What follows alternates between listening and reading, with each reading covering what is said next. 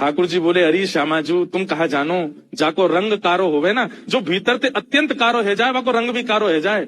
अब तो ठाकुर जी ऐसी ऐसी बुराई करने लगे अपनी ही कि श्री जी को न क्रोध आवे। और फिर इनके हृदय के भाव सुनूं मैं। ये श्याम सुंदर केवल लीला नहीं करे, ये हृदय तो ही ऐसे हैं।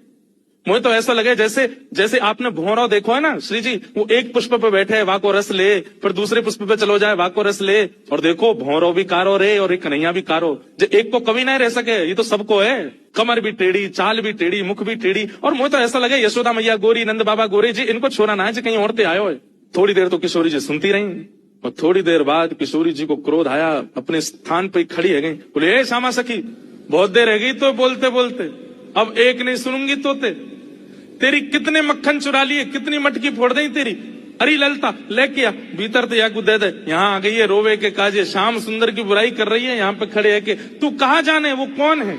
अरे पूरा ब्रह्मांड उनकी भ्रगुटी पर नृत्य करे, वो अगर अपनी भौं उठा दें तो नूतन प्रलय है जाएगा। अरे तुम ब्रजवासी के प्रेम के काजे बेचारे यहाँ आए गए हैं, तुम तो नेक लीला कहा कर ली, शिकायत करवे आ गई वहां पे।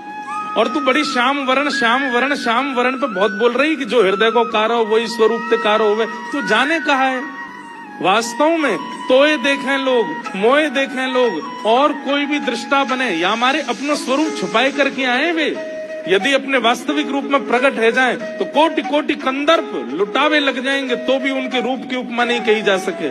उनकी बुराई कर रही है मेरे सामने खड़े है के।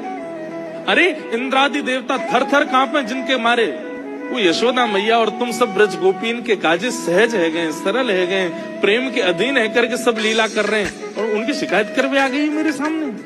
ठाकुर जी सुन के बड़े खुश है मनी। ऐसे श्री जी ने शांत है जाए, ठाकुर जी फिर एक कोई बात बोल दे, फिर श्री बिल्कुल मत बोलिए, एक शब्द नहीं सुनूंगी श्याम सुंदर के लिए।